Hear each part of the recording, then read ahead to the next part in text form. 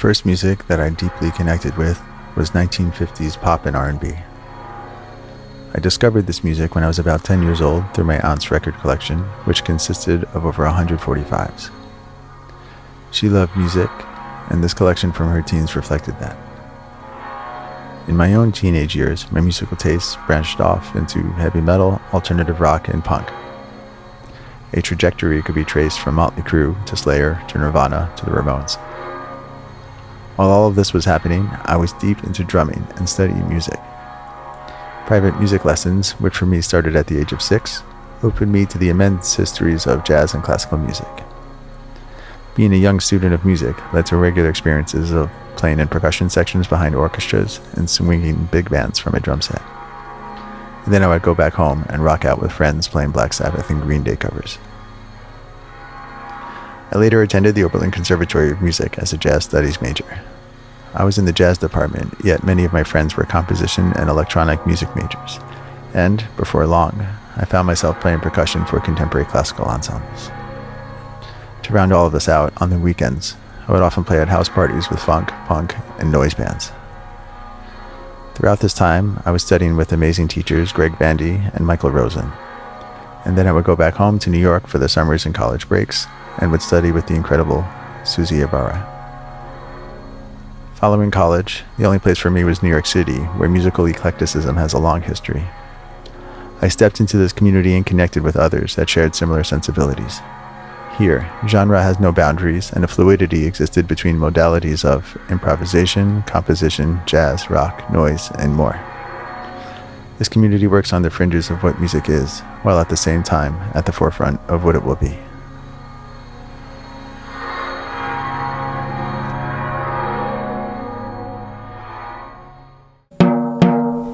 So tell me about Drums and Drones. Drums and Drones is a solo project I've had since about 2007. The aim of the project since that time has been fairly consistent. That is to explore the harmonic resonance of drums and percussion.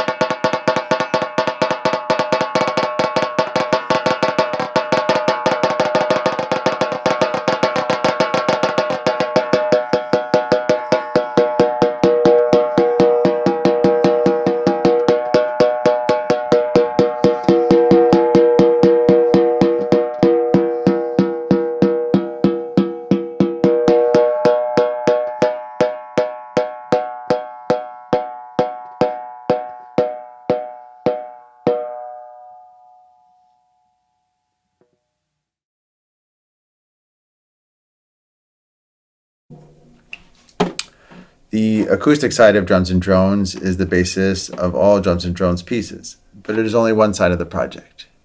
The other side is electronic. For the electronic pieces, the intention is still the same. That is to explore and isolate the harmonic material of an acoustic drum's natural resonance. The advantage, though, of using electronics is the ability to isolate and pinpoint very specific frequencies. And the method I use for finding these frequencies is the microtonal tuning system of just intonation.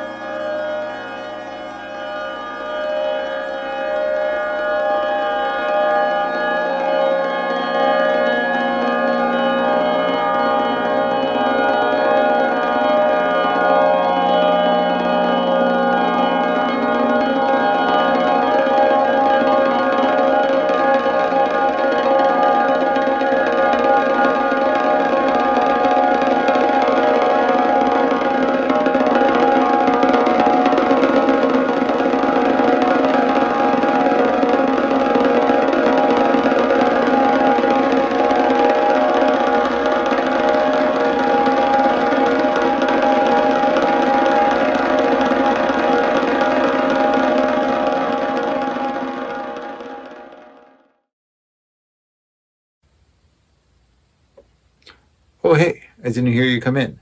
Thanks for stopping by. What's this I'm reading? Well, it's the Drums and Drones book. It's an anthology covering the project's first 10 years and comes with lots of music.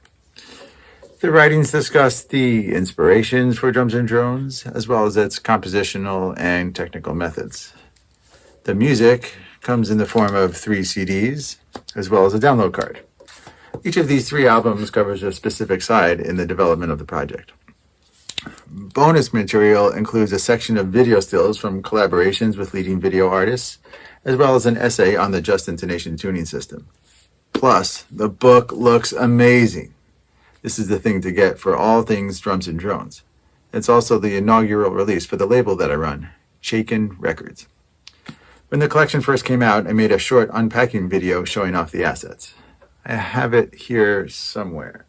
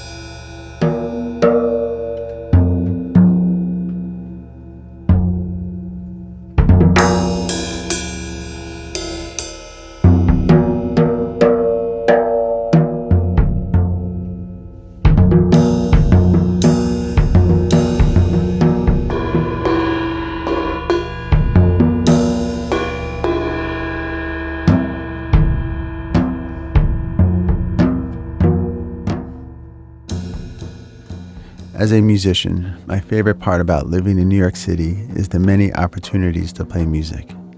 And not only to play, but to do so along with the most incredible and pioneering musicians. The energy here is remarkable, and the musicians, artists, and fans themselves are responsible for making it happen.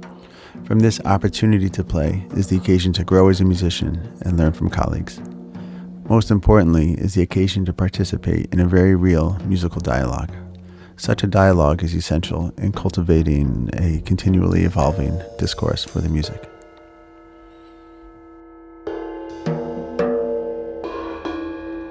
Over the course of many years, I have performed with John Zorn, Ikawe Mori, Anthony Coleman, Susie Ibarra, Chris Cochran, Alan Licht, Andrea Parkins, Jeremiah Cymerman and Chris Hoffman, James Ilgenfritz and Robbie Lee, Ruben Codelli and Trevor Dunn, Jessica Pavone, Matteo Liberatore, Dither Quartet, Kid Millions and Man Forever, Yarn Wire, and many more. These musicians, on and off the stage, have been deeply inspirational.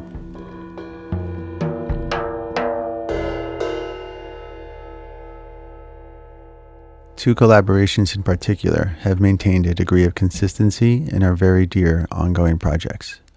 One is with harpist and composer Andrea Parkins, and the other is with saxophonist Catherine Sikora. Zena has been a hero of mine ever since I started going to shows on the New York experimental scene, which was when I was around 19 or 20. The first time we played together was actually in Oakland in 2015 in a quartet with guitarist Chris Cochran and percussionist Gino Robert. After that gig, Zena invited me to play a duo set with her for an upcoming residency at the Stone, a venue which is a hub for the experimental scene and is curated by John Zorn. From there, our musical partnership is on its way.